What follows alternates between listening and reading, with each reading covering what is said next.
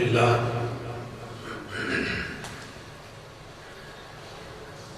الحمد لله رب العالمين والصلاة والسلام على سيد الأشرف الأنبياء والمرسلين وعلى آله وأصحابه أجمعين. أما بعد فأعوذ بالله من الشيطان الرجيم. بسم الله الرحمن الرحيم.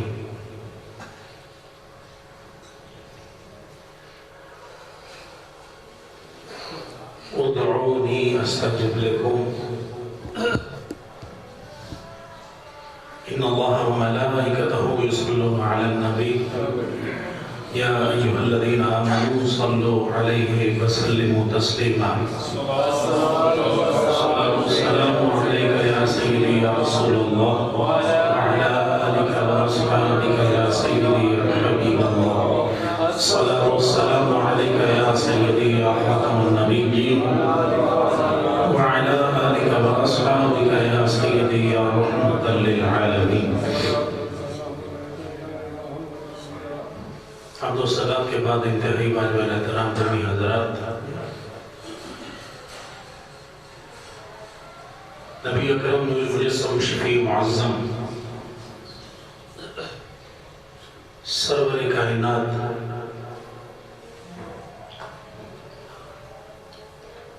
جان کائنات روح کائنات مقصود کائنات جناب محمد رسول اللہ صلی اللہ علیہ وسلم نے ارشاد فرمایا، جس کا قلب دل یہ غافل ہو، بے توجہ ہو،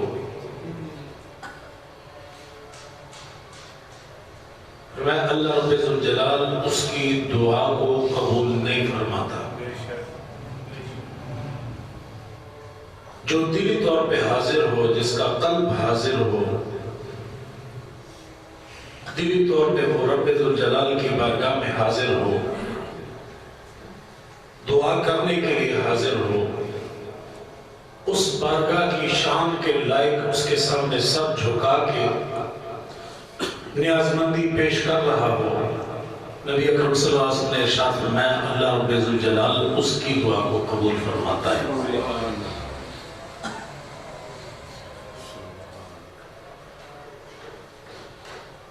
شاگرد استاد کی خدمت کرتا ہے،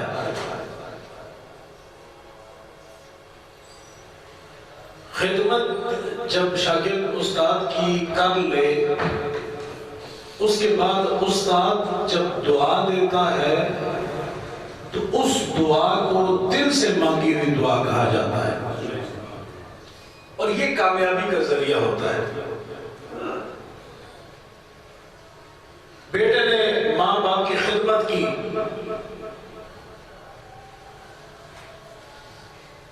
اب اس خدمت کے صلے میں جب ماں باپ دعا دیتے ہیں تو وہ دعا اصل دعا ہے، اس کو قبولیت کے درمیان اور اس دعا کے درمیان میں کوئی چیز حائل نہیں ہوتی.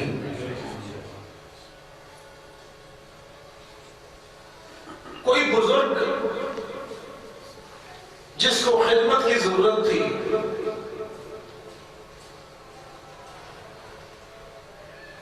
اپنا عزیز ہو یا عزیز نہ بھی ہو، سفید بالوں کا حیا کرتے ہوئے، چونکہ نبی اکرم صلی اللہ علیہ وسلم نے ارشاد فرمایا کہ سفید داڑھی کے بالوں سے رب ذوالجلال بھی حیا فرماتا ہے،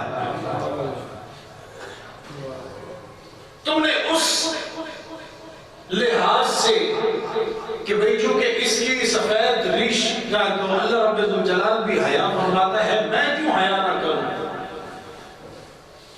کسی لحاظ سے اس کو خدمت کی ضرورت تھی، خدمت کر دی.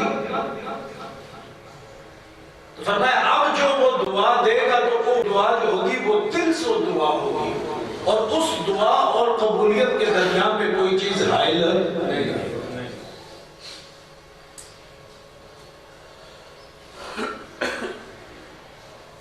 حضرت طلحہ رضی اللہ تعالیٰ عنہ رسول اللہ صلی اللہ علیہ وسلم کے صحابی ہیں. احد کے اندر کچھ صورتحال ایسی بن گئی کہ مسلمان تھوڑی دیر کے لیے بکھر گئے تھے. میں پہلے جمعے میں عرض کر چکا ہوں احد کے حوالے سے، تھوڑی دیر کے لیے مسلمان کچھ بکھرے. سب نے سنا ہے امام الانبیاء سرور کائنات صلی اللہ علیہ وسلم کو بھی کچھ زخموں کا سامنا کرنا پڑا، کچھ زخم اللہ کے پاک نبی کو بھی آئے. حضرت طلحہ رضی اللہ تعالیٰ صحابی رسول ہیں، اللہ کے پاک محبوب نے ان کو اپنی خدمت کے لیے چنا، کیونکہ اس بارگاہ کی خدمت وہی کر سکتا ہے جس کو چن لیا جائے. حضرت طلحہ رضی اللہ عنہ جنگ احد کے اندر امام الانبیاء سرور کائنات صلی اللہ علیہ وسلم کے اوپر جھکے ہوئے ہیں، یہاں تک کہ ان کے ایک ہاتھ پر 14 زخم تیروں اور نیزوں کے آئے. ایک ہاتھ نہیں ہٹاتے. ہاتھ اس لیے نہیں ہٹاتے کہ میں نے رسول اللہ صلی اللہ علیہ وسلم کی خدمت کرنی ہے، اللہ کے پاک محبوب کو کافروں کی تلواروں سے بچانا ہے، کافروں کے نیزوں سے بچانا ہے، ان کے تیروں سے بچانا ہے. صحابہ نے اللہ کے پاک محبوب کی خدمت خدا گواہ ہے، اور جب بندہ حدیث کو دیکھتا ہے اور سیرت کی کتابوں کو دیکھتا ہے تو انسان کو پتہ چلتا ہے کہ صحابہ نے کیوں خدمت کیا. خدا کی قسم کوئی اپنے ماں باپ کی نہیں کر سکتا، اللہ کے پاک محبوب کے لیے اپنے سینے حاضر کر دیے، اللہ کے پاک محبوب کے سامنے جھک گئے کہ بھئی آئے تیر آ کے لگے میرے ہاتھ پہ لگے، تیر آ کے لگے میرے سینے میں لگے، تیر آ کے لگے میری پیشانی میں لگے، لیکن اللہ کے پاک محبوب کو کسی قسم کی کوئی تکلیف ہونے نہ پائے. کہ حضرت طلحہ رضی اللہ عنہ جب اس وقت اللہ کے پاک محبوب کو بھی تھوڑی سی اس وقت بظاہر بشری تقاضے کے مطابق جو تھوڑی سی اس وقت جو مسلمان بکھرے تھے، اللہ کے پاک محبوب کو ظاہری طور پہ تو کوئی تکلیف ہوئی تھی، تو حضرت طلحہ رضی اللہ عنہ عرض کرنے لگے یا رسول اللہ صلی اللہ علیہ وسلم میرے کندھے پہ تشریف لے آئیے. اللہ کے پاک محبوب کو حضرت طلحہ نے اٹھایا اور وہ جو احد کی غار ہے اس غار تک خود لے کر گئے. حضرت طلحہ رسول اللہ صلی اللہ علیہ وسلم کو اس غار تک لے کر جاتے ہیں. اللہ کے پاک محبوب اب غار پہ لے جانے کا مقصد کیا ہے کہ چلو کھلے میدان میں ہو تو ایک طرف سے بھی حملہ ہوگا، دوسری طرف سے بھی ہوگا، تیسری طرف سے بھی ہوگا، چوتھی طرف سے بھی ہوگا. غار میں چلے جائیں گے، 3 سمتیں تو کم سے کم محفوظ ہو گئی، ایک سمت حملہ ہوگا تو اس کو ہم سنبھال لیں گے. حضرت طلحہ رضی اللہ عنہ اللہ کے پاک محبوب کو غار میں پہنچائے. رب ذوالجلال نے اللہ کے پاک محبوب کی حفاظت فرمائی، ذریعہ حضرت طلحہ نے وہاں غار تک پہنچایا. اللہ کے پاک محبوب نے ارشاد فرمایا اے طلحہ تو نے میری خدمت کی ہے، تو نے میری خدمت کی ہے. اللہ کے پاک محبوب نے ارشاد فرمایا کہ حضرت طلحہ کو اس خدمت کے بدلے میں کہتا ہوں کہ اس پر جنت واجب ہو گئی. اللہ کے پاک محبوب کی زبان عطا سے نکلا ہے طلحہ پہ جنت واجب ہو گئی، طلحہ کے لیے جنت لکھ دی گئی. خدمت کی تھی، اس کے بدلے میں اللہ کے پاک محبوب نے دعا فرمائی. اللہ کے پاک محبوب کی زبان عطا سے لفظ نکل جائے. حضرت نے فرمایا تھا اجابت کا صحرا، عنایت کا جوڑا، دلہن بن کے نکلی دعائے محمد. پاک محبوب کی زبان عطا سے لفظ نکل جائے تو وہ قبولیت ہی قبولیت ہے. رب ذوالجلال ان الفاظ کو رد فرماتا ہی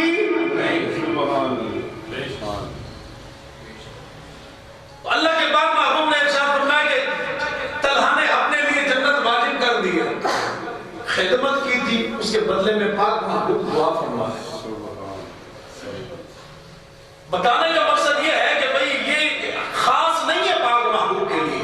خدمت کے بعد جب بھی دعا ہوتی ہے، جس کی خدمت کی گئی ہے وہ دل سے دعا مانگے گا تو اللہ رب الجلال فوراً قبول فرماتا ہے.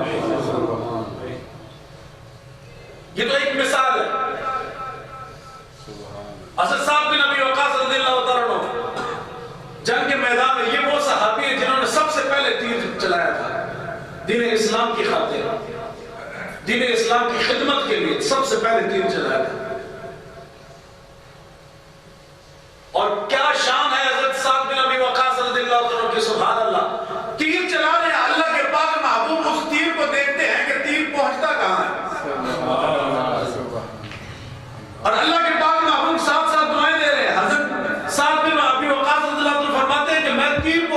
اچھی طرح کھینچتا تھا. جنگ کے موقع میں تیر کو کھینچ رہا ہوں اور اتنا کھینچ رہا ہوں کہ میری کمانیں ٹوٹ گئی.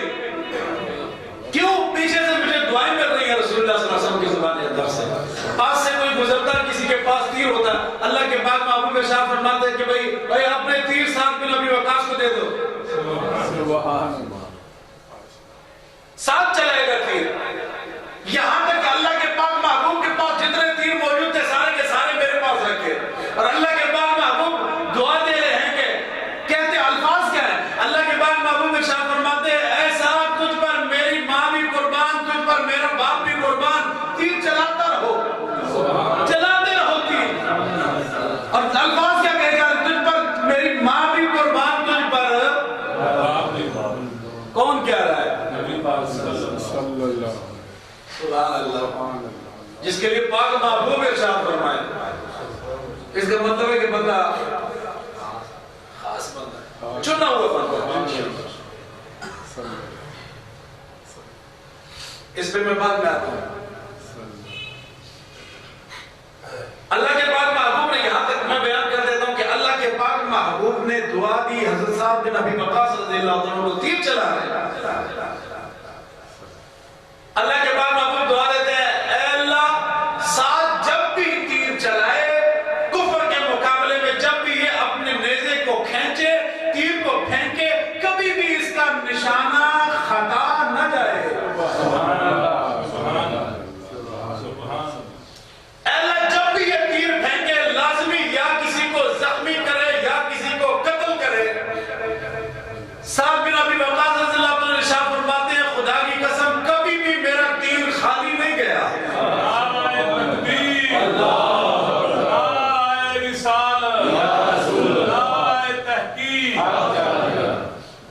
فرماتے ہیں کہ اس کے بعد فرماتے ہیں اللہ کے پاک محبوب نے ارشاد فرمایا کہ یا اللہ ساتھ جب بھی دعا مانگے ساتھ کی دعا رد نہ ہو, مستجاب الدعوات ہو. یہ مولا جب بھی یہ دعا کرے اس کی دعا رد نہ ہو. دعا کر کون رہا ہے جس کی دعا کبھی رد ہوئی نہیں؟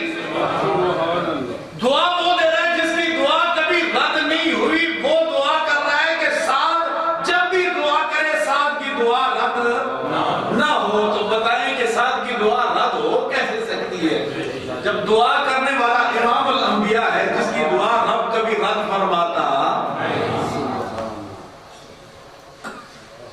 حضرت انس بن مالک رضی اللہ عنہ ایک مرتبہ اللہ کے پاک محبوب نے ارشاد فرمایا کہ کوئی چھوٹا بچہ کو خدمت کے لیے چاہیے, گھر کے کام کرے, بیٹھ کے کام کرے. رسول اللہ صلی اللہ علیہ وسلم نے اپنی خدمت کے لیے چننا تھا. اللہ کے پاک محبوب نے ارشاد فرمایا کوئی سمجھدار بچہ ہو تو کام کے لیے کبھی ضرورت پڑتی ہے. آپ کے جو والد تھے ان کے ذریعے سے پتہ چلا آپ کی والدہ کو کہ بھئی اللہ کے پاک محبوب کو کسی خدمتگار کی ضرورت ہے. کہ ذہن میں آتا ہے کہ بھئی ہمارے انس سے زیادہ خدمتگار کون ہوگا, سمجھدار کون ہوگا, کون رسالت مآب سرور کائنات صلی اللہ علیہ وسلم کی بارگاہ کے ادب کا لحاظ رکھے گا. ہمارا بچہ سمجھدار ہے, ہم جا کے عرض کر دیتے ہیں کہ ہمارا بیٹا ہے. آپ کی والدہ کو پتہ چلا انہوں نے کہا کہ اس سے بڑی خوش قسمتی کیا ہے کہ اولاد رب نے دی ہو خدمت رسول اللہ کے لیے ہم پیش کر دیں, اس سے زیادہ ہماری خوش قسمتی کیا ہوگی. انہوں نے کہا کہ ہمارا بچہ ہے, سمجھدار بھی ہے اور ہر لحاظ سے جسے کہتے ہیں کہ آپ کی خدمت کے لیے ہم اس کو پیش کرنا چاہتے ہیں, یا رسول اللہ قبول فرمائے. اللہ کے پاک محبوب نے قبول فرما لیا. حضرت انس بن مالک رضی اللہ عنہ ارشاد فرماتے ہیں کہ میں نے رسول اللہ صلی اللہ علیہ وسلم کی 10 سال خدمت کی ہے. کتنا عرصہ؟ 10 سال. یہ ایک سیرت کا پہلو ہے. فرماتے ہیں اللہ کے پاک محبوب کی میں نے 10 سال خدمت کی ہے, لیکن 10 سال میں اللہ کے پاک محبوب نے مجھے نہ کبھی جھڑکا, نہ مجھے کبھی ڈانٹا, نہ کبھی مجھے کوئی برا بھلا کہا. اللہ کے پاک محبوب نے بڑے پیار اور شفقت سے مجھے رکھا. 10 سال میں کبھی نہیں ڈانٹا. فرماتے ہیں کہ وہ اللہ کے پاک محبوب نے خدمت کے لیے چن لیا. ایک مرتبہ اللہ کے پاک محبوب سے ان کی والدہ کہنے لگی یا رسول اللہ صلی اللہ علیہ وسلم یہ میرا بچہ ہے اور میں نے آپ کی خدمت کے لیے پیش کر دیا ہے. یا رسول اللہ مقصد یہ ہے کہ یا رسول اللہ آپ کی خدمت کرے. یا رسول اللہ صلی اللہ علیہ وسلم اس کو کوئی دعا ہی دے دیں. یا رسول اللہ اس کو کوئی دعا دے دیں. اللہ کے پاک محبوب نے دعا کی اے اللہ انس بن مالک کی عمر میں برکت عطا فرما. اے اللہ اس کے مال میں برکت عطا فرما. اے اللہ اس کے مال میں برکت دے. اے اللہ اس کی عمر میں برکت دے. اے اللہ اس کی اولاد میں برکت عطا فرما. حضرت انس بن مالک رضی اللہ عنہ سے پوچھا گیا رسول اللہ صلی اللہ علیہ وسلم نے آپ کے لیے دعا کیا بتائیے کہ آپ کو ملا کیا؟ آپ نے فرمایا کہ مجھے ملا کیا؟ مجھ سے پوچھتے ہو. اللہ کے پاک محبوب نے دعا فرمائی کہ اے اللہ انس کی زندگی میں برکت عطا فرما. فرماتے ہیں کہ 100 سے اوپر میری زندگی ہو چکی ہے. 100 سال سے اوپر میری زندگی ہو گئی ہے لیکن نہ کبھی ٹانگوں میں درد ہوا ہے نہ کبھی جسم میں درد ہوا ہے نہ آنکھوں کی بینائی کمزور ہوئی ہے نہ جسمانی لحاظ سے کسی قسم کی مجھے کوئی تکلیف ہے کیونکہ رسول اللہ صلی اللہ علیہ وسلم نے فرمایا تھا کہ صرف عمر نہیں بلکہ عمر میں برکت عطا فرما.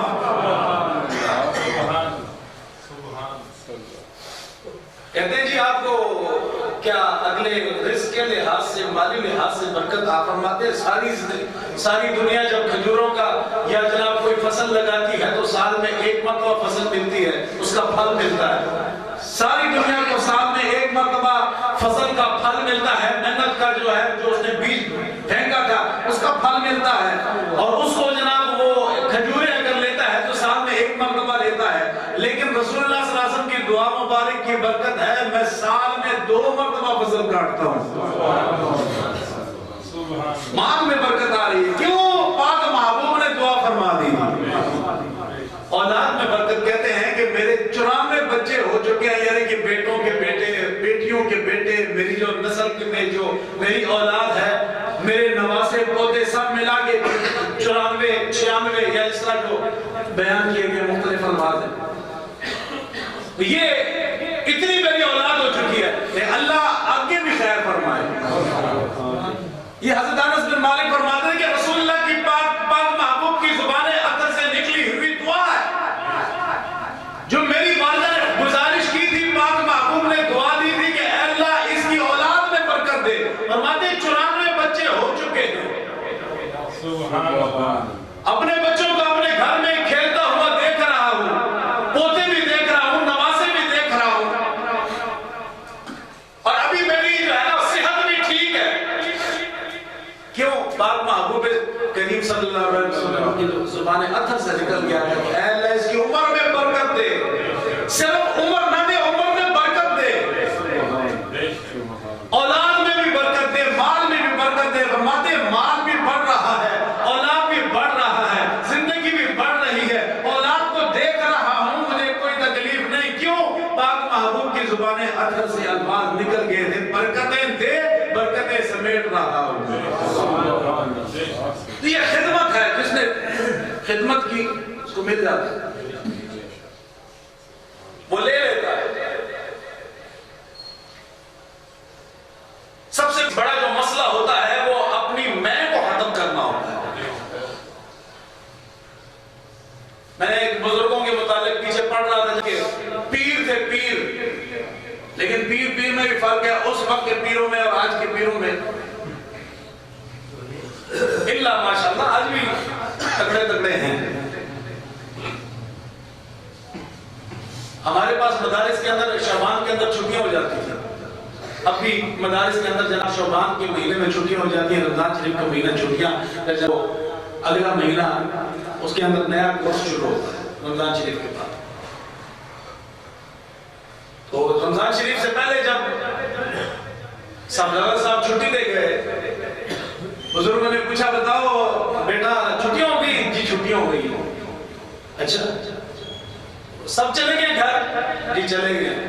تو بیٹا یہی تو وقت ہے تو علم سمیٹنے کا, یہی تو وقت ہے اپنا سینہ بھرنے کا. ابا جی کیسے؟ فرمایا واپس جاؤ جب مدرسے کے اندر کوئی طالب علم نہیں ہے, استاد کی خدمت کرنے والا کوئی نہیں, جا کے خدمت کر, زبان اطہر سے دعا نکلے زندگی بن جائے گی. یہی تو وقت ہے تمہیں سمیٹنے کا. جب استاد کی دعا لگتی ہے تو بتائیے کہ بھائی استادوں کی دعاؤں کے لیے جب مارے پھرتے ہیں اور بڑے بڑے بزرگ ہیں اپنے اولاد کو بھیج رہے ہیں کہ جا کے استاد سے لو, پھر بتائیے جب استاد سے لینا ہے, استاد سے ملے گا, تو پھر جب ماں باپ ان کی خدمت کی جائے. وہ کسی نے کہا تھا کہ بھائی دعا کرانے کے لیے کسی کے پاس مت جاؤ, دعا کروانے کے لیے کسی کے پاس مت جاؤ.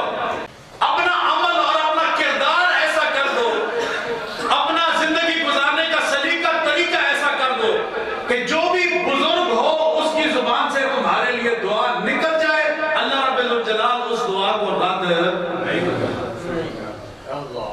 اور خصوصاً حسین کہتے ہیں کہ کبھی زندگی میں تمہیں سوچنے کا موقع ملے, کوئی ایسا وقت آ جاتا ہے کہ تم سوچتے ہو کہ بھئی میرے ساتھ فلاں معاملات میرے جو کیوں ڈسٹرب ہیں, زندگی گھر کے معاملات میرے کیوں ڈسٹرب ہیں, اور کاروبار کے معاملات کیوں ڈسٹرب ہیں, کیوں جناب پریشان کن ہے, کیوں میرے ساتھ ایسے ہو رہا ہے. جب تمہیں کبھی ایسا موقع ملتا ہے کہ تم سوچتے ہو, تمہیں سوچنے کا موقع ملے, تو یہ سوچ لیا کرو, باقی سوچوں کے ساتھ ساتھ یہ بھی سوچ لیا کرو کہ کہیں کسی مظلوم کی آہ تو نہیں ہے,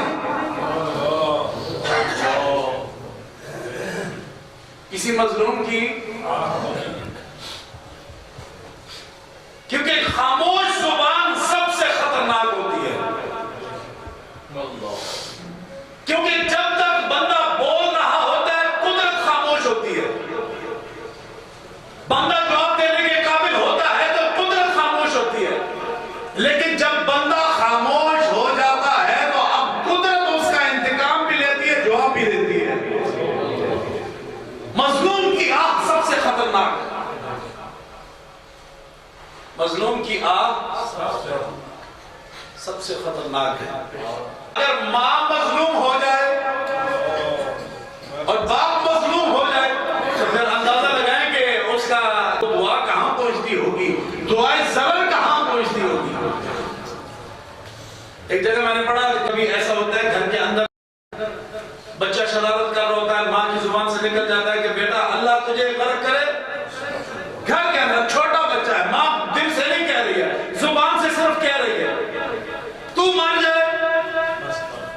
ماں سخت مزاج ہو تو الفاظ زبان سے ادا کر دیتی ہے, وہ کہہ دیتی ہے بیٹا مرے تم, جس طرح پنجابی میں وہ مرے کہتے ہیں. کبھی زبان سے یہ لفظ نکل جاتے ہیں, کہتے ہیں جی ان الفاظ پہ کنٹرول کرو. کیوں؟ جب تمہارا پھل کاٹنے کا وقت آئے گا, جب اس بچے پہ جوانی آئے گی, ممکن ہے اللہ رب الجلال تمہاری اس دعا کو قبول کر دے. تم کہو گے کہ میرا بیٹا جوان تھا, میرا بیٹا جناب ابھی تو یہ جو کمانے کے قابل ہوا تھا, میری بڑھاپے کی لاٹھی سہارا تھا, ابھی تو اس کا پھل لینے کا وقت آیا تھا, ابھی تو اس سے خدمت لینے کا وقت آیا تھا. لیکن کہا جائے گا اس وقت جب تم نے دعا کی تھی اس وقت یہ اس قابل نہیں تھا کہ تمہاری دعا کو پورا کر سکتا, معصوم تھا, پاک تھا, چھوٹا بچہ تھا. اب وقت آیا ہے اس کو اٹھانے کا, ہم نے اٹھا لیا. سمجھ آ رہی ہے کہ نہیں؟ جب اپنی اولاد کو بھی لفظ بولا جائے تو بڑا سوچ سمجھ کے, تول کے. کیوں میں نے یہ کہا کہ خدمت کے صلے میں جب دعا ہوتی ہے تو وہ دل سے ہوتی ہے. حضرت سعد بن ابی وقاص رضی اللہ عنہ صحابی رسول, جب اللہ کے پاک محبوب نے ارشاد فرمایا تھا, دعا فرمائی تھی کہ اے اللہ جب بھی ساتھ تیر چلائے تو تیر نشانے پہ لگے. ساتھ میں دعا کر رہا ہے, اے اللہ جب بھی ساتھ دعا کرے اس کی دعا کو قبول فرما.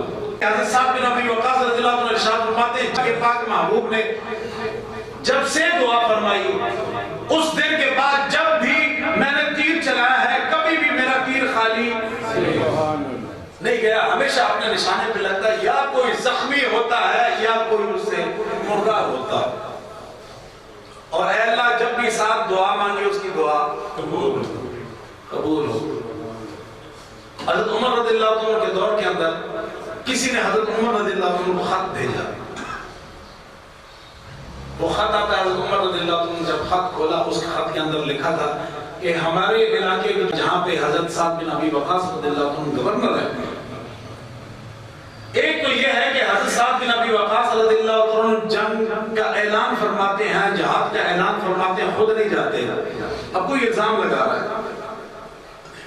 اکثر ہوتا ہے نا بھائی کوئی عالم زیادہ عروج پہ جا رہا ہوتا ہے، جہاں ہزار اس کے حق میں ہوتے ہیں تو کوئی 5 6 7 کا گروپ اس کے مخالف بھی ہوتا ہے کہ نہیں؟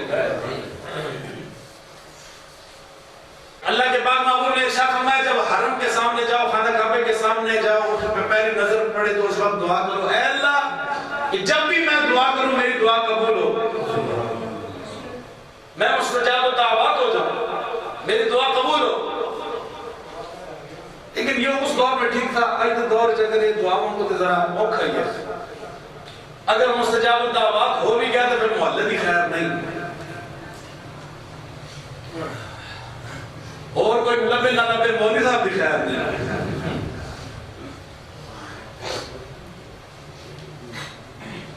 لیکن اللہ کے پاک محبوب نے بتایا یہی ہے کہ مستجاب الدعوات کچھ لوگ ہیں، مستجاب الدعوات اس کو کہتے ہیں جب دعا کرے تو اللہ رب الجلال رد نہیں فرماتا، کیونکہ طریقہ بھی پاک محبوب نے یہی سکھایا کہ حرم کے سامنے جاؤ، خانہ کعبہ کے سامنے کھڑے ہو، نظر پڑے اس وقت دعا کرو، اے اللہ جب بھی میں کوئی دعا کروں تو میری دعا قبول ہو۔ اس کا مطلب یہ ہے کہ قبول ہوتی ہے، بندے بھی ایسے ہوتے ہیں جن کی دعا قبول ہوتی ہے، نہیں تو پاک محبوب یہ نہیں ارشاد فرماتے، پاک محبوب ارشاد فرماتے بندہ عام بندہ کی میں دعا کرے تو قبول ہو جاتی ہے، تو ہو ہی نہیں سکتا۔ تو پاک محبوب نے دعا یہ سکھائی ہے کہ حرم کے سامنے، خانہ کعبہ کے سامنے جاؤ تو دعا یہی کرو۔ اس کا مطلب یہ ہے کہ کچھ لوگ ایسے ہیں جن کی دعا بولو قبول ہے۔ حضرت سعد بن ابی وقاص رضی اللہ عنہ پاک محبوب کی دعا ہے، یہ عام بندے کی دعا نہیں ہے۔ حکومت کا جو مال ہے اس میں سے اپنے رشتہ داروں کو بس عطا فرماتے ہیں۔ اب یہ رسول اللہ صلی اللہ علیہ وسلم کے صحابی پہ الزام لگ رہا ہے، اپنے رشتہ داروں کو دیتے ہیں، اپنے عزیز و اقربا کو دیتے ہیں۔ انہوں نے جناب بندے رکھے ہوئے ہیں، کبھی ہم ملنے کے لیے آئے تو سعد بن ابی وقاص رضی اللہ عنہ خود ٹائم نہیں دیتے، وہ بندے جو ہیں وہ ہم سے ملتے ہیں، کبھی انسان کی ضرورت ہوتی ہے وہ بھی تو پوری کرانی ہوتی ہے۔ خط کے اندر لکھا ہے، حضرت عمر پڑھ رہے ہیں، آپ نے فرمایا کہ بھائی صحابی رسول دوسرے صحابی سے فرمایا کہ بھائی جا کے تم تحقیق کرو اور جنہیں احتساب کیا جاتا ہے معلومات لو، احتساب کرو اس صحابی کا، اور صحابی کا احتساب کیا جائے، رسول اللہ صلی اللہ علیہ وسلم کے پاک صحابی کا۔ حضرت عمر رضی اللہ عنہ جیسا بندہ احتساب فرما رہے، کمیٹی بنائی، صحابی جاتے ہیں، یہاں پہ تو احتساب بھی ایسا ہی ہے نا، جس کی حکومت وہ بچ گئے، دوسری پارٹی والے کچھ کیتا ہے یا نہیں کیتا اس مسئلہ ہی بچ گیا۔ صحابی رسول جاتے ہیں، محلے کی جتنی مسجدیں، شہر کی جتنی مسجدیں،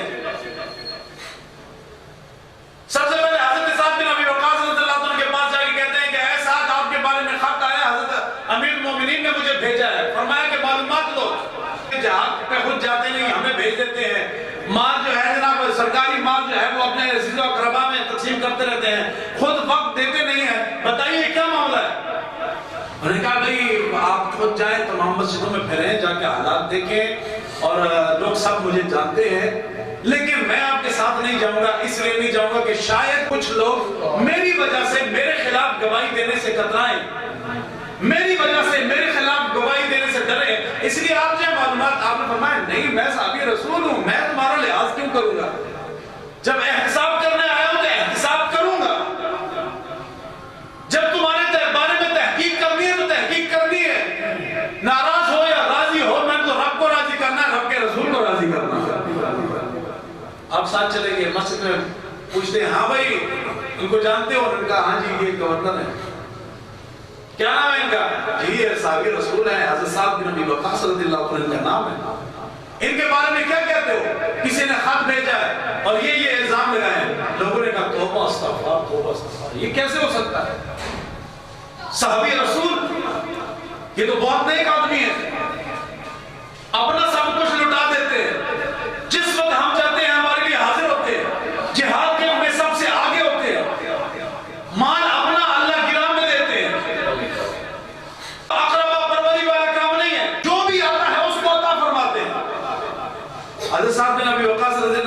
آپ نے ارشاد فرمایا چلو یہاں سے تو تمہیں آپ کو گواہی مل گئی، اگلی مسجد میں جا کے پورے علاقے میں پھر لیں، کسی مسجد میں جا کے معلومات لے لیں۔ ممکن ہے کہ آپ میرے بارے میں کوئی اپنے وہم و گمان میں کوئی شبہ رکھتے ہو، تسلی کر لیں۔ دوسری مسجد میں جاتے ہیں پھر بھی وہی توبہ استغفار صاحب رسول ہے، ہمارے ساتھ جہاد میں سب سے آگے ہوتے ہیں۔ کسی نے جھوٹ بولا ہے، الزام لگایا۔ آخری مسجد میں جب پہنچے، نماز ہوئی، نماز کے بعد حضرت صحابی رسول پوچھتے ہیں ہاں بھائی کون ہے؟ یہ تمام لوگوں میں سے کوئی جانتا ہے؟ وہ سب نے کہا جی ہم جانتے ہیں۔ کون ہے؟ گورنر ہے۔ اچھا سنا ہے لوگ کسی نے خط بھیجا امیر المومنین کو، امیر المومنین نے مجھے بھیجا ہے کہ بھائی ان کے بارے میں معلومات لو، یہ جہاد میں خود نہیں جاتے۔ سب نے کہا توبہ استغفار، جھوٹ ہے، جہاد میں سب سے آگے ہوتے ہیں، اقربا پروری کرتے ہیں، اپنے عزیز و اقارب کو عطا کرتے ہیں مال۔ آپ نے فرمایا ایک بندہ کھڑا، اس نے کہا جی کہ اگر اقربا پروری کرتے ہیں، میری تو ان سے کے ساتھ رشتہ داری کوئی نہیں، میرے چند معاملات پھنسے ہوئے تھے، انہوں نے حل فرمائے ہیں، اور میں جس وقت بھی کیا ہوں صحابی رسول سے ملاقات ہوئی ہے، کبھی مجھے دروازے سے دھتکارا نہیں کیا، کبھی مجھے ہٹایا نہیں کیا، جس وقت بھی کیا ہوں جب بھی ملاقات کرنی چاہیے مجھ سے ملاقات ہوئی ہے۔ پھر بتاؤ خط لکھا کس نے ہے؟ ایک بندہ کھڑا ہوا، اس نے کہا جی میں نے لکھا۔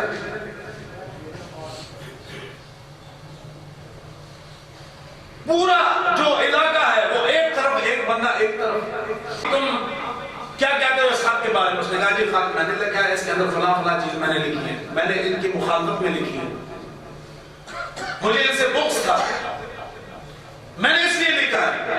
اب صحابی رسول ہے، اب جن کے بارے میں اللہ کے پاک محبوب نے ارشاد فرمایا میرے یہ صحابی مستجاب الدعوات ہو، جب بھی دعا کرے اللہ رب الجلال اس کی دعا کو قبول فرمائے۔ اس صحابی نے کہا یا اللہ اس کو عمر لمبی دے، یا اللہ اس کو خوراک کے پیچھے، کھانے کے پیچھے ترستا ہوا دیکھوں، یا اللہ اس کو میں ذلیل و خوار ہوتا ہوا دیکھوں۔ دل تو کھائے۔ میں نے پہلے عرض کیا تھا کہ بھئی مظلوم کی آہ یہ کہاں پہنچتی ہے؟ اس کے درمیان میں اس کی کوئی رب ذوالجلال کی قدرت جو ہے اس کو فوراً سنتی ہے، مظلوم کی آہ فوراً اوپر پہنچتی ہے، فوراً رب ذوالجلال اس کو قبول فرماتا ہے۔